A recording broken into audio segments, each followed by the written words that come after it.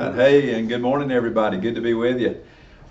We are going to start a new series on conflict and challenging people, and it'll be a little different than some of the other series that we've done. We just want you to think a little bit about yourselves, but also think about the people you work with. And as we've talked about many times before, leadership is influence. So each one of us are leaders because we all influence people. And so as we talk about conflict and challenging people, on your outlines, you'll see that it kind of, you can easily say, well, this is a supervisor's job or this is the manager's job. But really, the best teams coach each other. You don't have to go to the supervisor or manager to address issues and solve issues. So on highly functioning teams, we help each other get better. Iron sharpens iron. So that's what we need to be doing with each other. So we want to talk a little bit about anybody ever had any conflict with anybody? If you took a deep breath at any point in life, you have, right? And sometimes we have some challenging customers, don't we? And sometimes we work with some challenging people. Anybody here get challenged every now and then at work? Amen? Yeah? Okay, good. All right, so here's the thing. There are no guarantees that people are going to change or do well. That's just the way it is. There's no guarantee to that. It's hard work in order to do well and change if you've got an issue. But here's the thing. We have to deal with unproductive members sometimes. If your team's rolling really good, change is coming. There's going to be some conflict. We're just people. And so as the bank grows and as you guys have opportunities to do other things, new people will come onto the team and you'll go on to different teams and things change. And here's the thing, not all unproductive members are going to be recognized. Sometimes you don't really see them as unproductive, but we'll talk about that. But unproductive team members don't make you a bad leader unless you choose to do nothing about it. All right, so if you know that somebody's not pulling the weight on the team and you do nothing about it, then that's what makes you a bad leader. Okay, so the idea is to address things that are happening. So the mistake is waiting to do something about it. Okay, waiting to do something about it. So let's talk about this. Challenge them and give them a way to get there. Give them hope about getting better. But before we do that, I want to just say this. Everybody deserves a shot, but the question is, how many shots? How many opportunities do you give somebody if they're not willing to change or they don't have the ability to change? And we'll address that a little later in the outline. But here's the thing. Be decisive. It's about what's best for the team. You may have a good relationship with somebody, you may like them, but it's really about what's best for the team. Because an unproductive member of a team is going to do what?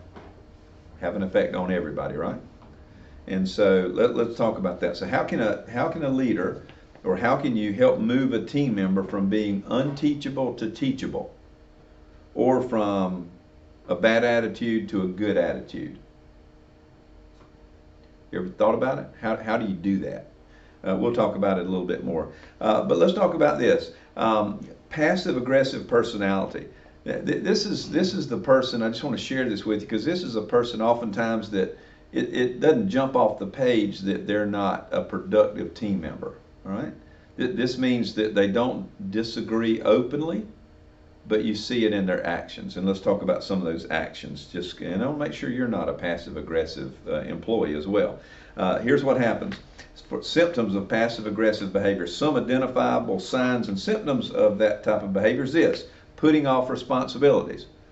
Some people don't realize that they're putting off responsibilities because they genuinely disagree with what's going on, or they don't like what's going on, or they don't like their leader, so they put off responsibilities. They don't tell anybody that they don't like what's going on, but they just don't do what they're supposed to do. Okay? Here's another one. Carrying out responsibilities late, not at all, or inefficiently. So in other words, they do it, but they just don't do it on time, and they don't do it well. All right? They just kind of put it off a little bit. How about this one? Sulking. That'll be pouting a little bit. You ever work with people who do a little bit of pouting? Things don't go their way, or they feel like they waited on too many customers, or things didn't get the day off that they wanted, or the lunch hour they wanted, and the pouting begins. Well, that's another symptom of this. So here's another one: forgetting to do things or using forgetfulness as an excuse not to do things. Oh, I forgot. I forgot. So things don't get done because you keep forgetting.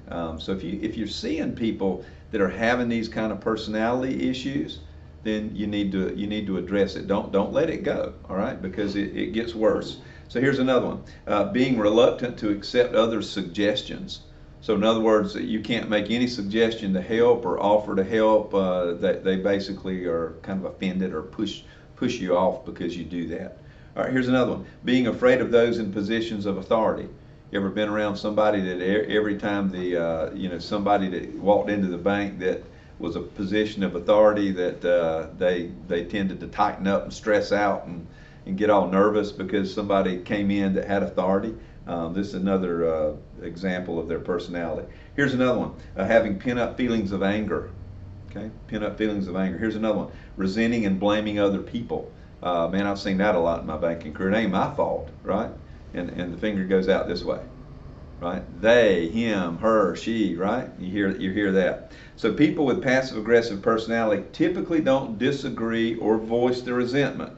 It's their behaviors that indicate that they're passively ignoring a request or responsibility and doing it only with resentment. Only with resentment. So here's the thing: how do you handle an angry employee, or how do you lead someone who does not want to be led? How do you get people to change? That's really kind of what it's about. How do you get people to change? So if they're challenging to work with, how do you get them to change? Well, here's a question that you got to ask. Two questions. One is, can they change? And that question really deals with their ability. Some people just can't change. They're just hardwired, and it doesn't matter what you do. That's just the way they are. Okay? Just the way they are. They're hard-headed, all right, and that's the way they're going to be, and they want to be that way. Well, guess what? If that's the kind of personality they've got, and that's the mindset that they've got, you're not going to change them, right? The second question is this: will they change? That deals with their attitude. Do they have an attitude towards changing and getting better or becoming a better employee or a better person? Well, those are the two questions, and if you ask those questions, the answer to both of them has to be yes. Because if they don't have the ability to change and they don't have a willingness to change, you don't have anything to work with. So it's got to be yes to both of those questions. So when you're dealing with people who are having some issues, you need to ask them those questions and figure that out, because you don't want to try to change somebody who doesn't want to change, and you don't want to try to change somebody who has no willingness to change. Now that's good stuff. I didn't plan to mention this, but that's good stuff for personal lives too. And that is if you're dating somebody, or in your marriage, if you're looking at people who don't want to change and don't have the ability to change, then understand that no change is going to take place. You can't change them. So that was free. All right, here we go. So here's the way we do it. We ask these questions, but we handle it now. Meet now, meet in private. As soon as you begin to see people that are not really being productive and are working against what you believe your core values in your bank are, once you see people that are doing that, then you need to address it in some way. Don't wait.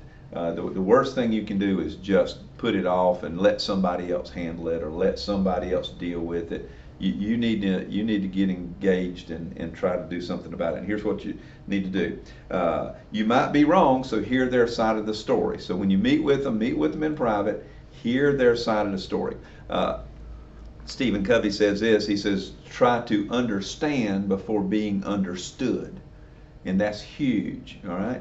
A lot of times what we do is we feel like we know what the problem is, and we want to do what? Yeah, and we want to, if I know that Harley's got a problem and I pull Harley aside, first thing I want to do? What do I want to tell her? You got a problem, and here's how you need to fix it, right? But what should I do? I should just keep my opinion to myself, right? And I should find out her side of the story. So in other words, I would say, hey Harley, you don't seem to be real happy right now. What's going on? What's happening? And it might be something totally different than what I think. So the issue is understand before being understood, all right? Here's another one. Assume both parties are more anxious to agree than disagree. A lot of times we gear up for a fight, don't we? And that's the wrong attitude, because then you come in defensive. But understand that if you come in and you have the attitude of I want this to be a win-win for everybody, I want you to win, I want me to win, I want the bank to win, I want everybody to win. If you come in with that kind of attitude, you're going to be a lot more agreeable to listen, and you're not going to have a little edginess to you when you're trying to engage conflict. So it matters that you come in with that kind of mindset. Then once you're able to kind of sit down and hear both sides, agree to set a course of action and a deadline. Okay, so in other words, how do we fix this? What do we do about it? You know, how do we resolve it? And then set a time that you can kind of say, okay, well, let's hope we get it fixed by then, or let's make sure that tomorrow's a better day. Maybe tomorrow's the deadline, Friday's the deadline, next week's the deadline, whatever it is. Well, hey, once you get past this, let's make sure that we're all on the same page and moving forward. Does that make sense to everybody? Okay. How about this one? Validate them and express your commitment to them. You know, the worst thing we can do is just write people off. You know, again, engage them and try to make sure, hey, I'm on your team. You're a valuable member of this team. I want you to improve. I want this team to improve. It's better if we're all in this together, and I'm on your side. I'm on your team. And let them know you're a part of what's going on. You're a part of the solution, not somebody just pointing fingers at them. Does that make sense? Yeah, okay. So here's another question. How to raise the bar when people have settled for mediocrity? Know anybody? Well, maybe we have sometimes. Don't raise your hands. But, you know, have sometimes in your professional career, have you settled for mediocrity?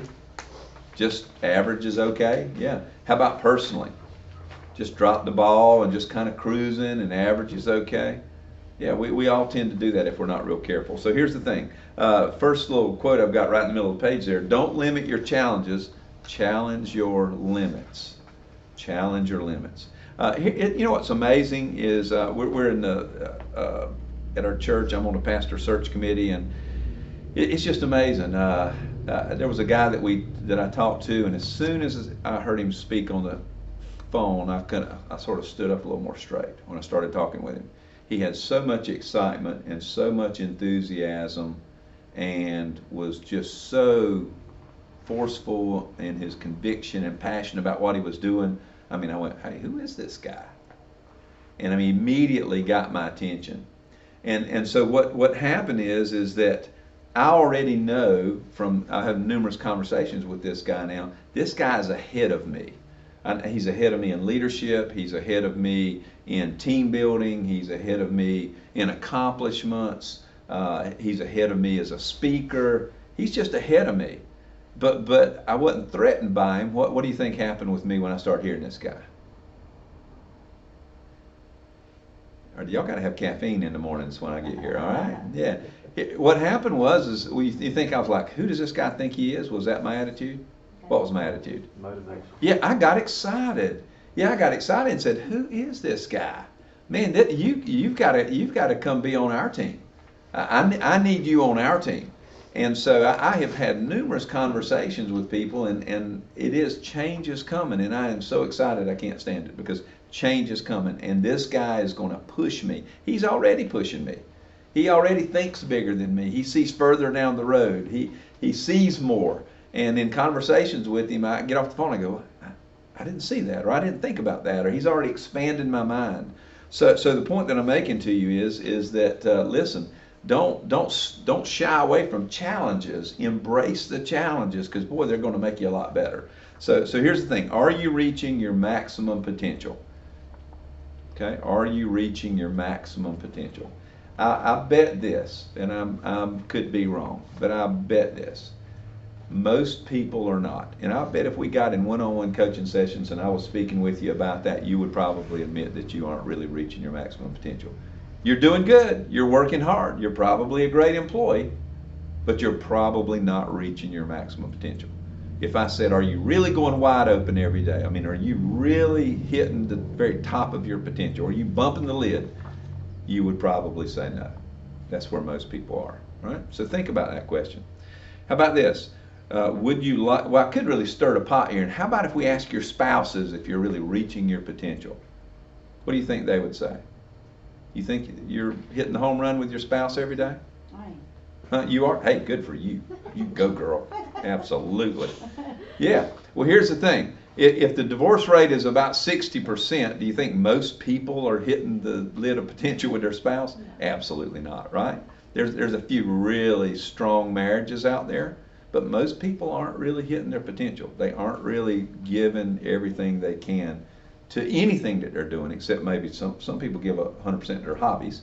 They're maximizing their hobbies, but a lot of people aren't maximizing who they are at work or personally. So make sure you ask yourself that question. I like to ask people this question: would you like to be better, or would you like to do better? And then I normally see this, right? Everybody's head goes, would you like to improve? Yeah, even Christine, you got a great marriage, but would you like to improve? It could get better, right? So, absolutely. Always something you can do better. Yeah. So the question is, yeah, you would. So here's the thing: do you know how to reach your maximum potential?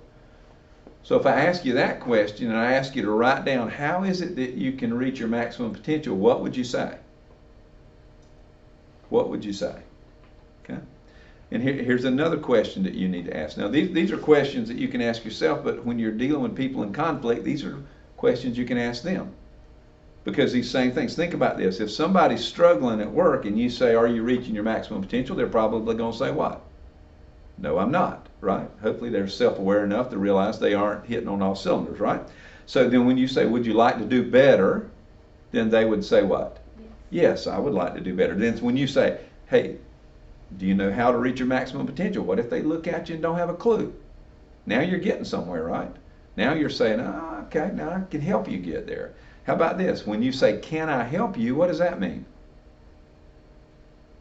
If you look at somebody that's struggling at work and you've asked these questions and then you say, how can I help you? What does that mean? What does that mean to them? Yeah, it means you care, right? I mean, and if I care about you and you believe that I care about you, what are you going to probably be more likely to do? Probably listen and then be more likely to allow me to help you, right? And what if I don't have all the answers? What if I say, can I help you? And they say, yeah, but I don't know what to do. What do I do then? I'm going to find the answer. I'm going to find a way to try to help you, even though I might not have the answer. So that's extremely important. So think about this. How do you motivate the unmotivated? You ever bump into people who just aren't motivated? Absolutely, right? So how do you do that? How do you do that? Snoopy says this: I'm not lazy, someone just stole my motivation. I'm the victim here. Isn't that the mentality out there today? I'm the victim here. So here's the thing: we have to have some motivation. Here's one thing I will share with you, and that is start with motivated people. You know, when you're in the hiring process or you're out there, and I hope you're always recruiting, trying to hire good people for your bank. And as you're out there, you know, make sure you're recruiting and hiring motivated and people that they're already motivated. The worst thing you can do is hire people that really aren't that motivated, and then you try to change them, right? That doesn't work out real well most of the time. So start with motivated people. Here's the thing: understand the connection between relationships and motivation. People are generally more motivated when they have a strong relationship. So that's important. And then I said hire motivated people, but here's another one: give each person a reputation to uphold. What does that mean? Hold them accountable. Yeah, hold them accountable. How about this? When I start doing this, what does that mean? Set the bar. Yeah, set the bar high, right? Set the bar of what the expectations are, and set it high for them. You know, don't just let them be here, right? You're kidding me, right? I've only got 1 minute? Okay. Well, yeah, don't set the bar down here. Set the bar high for people. Let them know what the expectations are. Let me ask you something. Just use Clemson as an example, since we talked about football a little bit earlier. And that is this: what do you think their expectation is? National championship. Yeah, to win every game? Or do they think 500's okay? You see what I mean? So they set the bar here. And so everybody's expectation is to perform at that level and to be there. So here's the thing: if you want to motivate the unmotivated, set the bar higher. You know, move the bar. Don't dumb down to where they are so that they feel okay with where they are. Move them out of their comfort zone. All right, set that bar high, and then you can go back and ask the questions when they don't meet the expectations. Then you can go back and ask the questions. Hey, is everything okay? How's it going? Do you feel like you're doing everything you need to do? Do you feel like you can hit these numbers, or do you feel like you can perform at this level? And then you can start having a conversation of how to improve, right? Does that make sense to everybody? Okay. And the last thing I'm going to share with you here is reward what you want done. So listen, when people do the right things, reward them. Say, hey, you know, let's say somebody got on the drive-up window. It's a big Friday, and man, and it's just people lined up everywhere, and they just crush it. They get in there and just turn to transactions and just get people out, and everybody's smiling, everybody's hustling. At the end of the day, guess what you say? I mean, you need some high fives, right? I mean, that's what you want done. You want that happening. Or a difficult customer comes in and somebody really handles them well. Give them a high five and say, hey, you know, that's exactly what we need doing, man. You're great at this. You know, you handle that so well. I mean, that's encouragement. And it'll help people. It'll help motivate them to do better and set that bar a little bit higher. Okay, I'm not going to finish my outline, but I do want to say this. How do you deal with people who start things and never finish? Okay, think about that. Starting and never finishing. So finish reading the outline, and I hope that'll help you as well. All right, that's all I got. Thank you, guys. Appreciate it.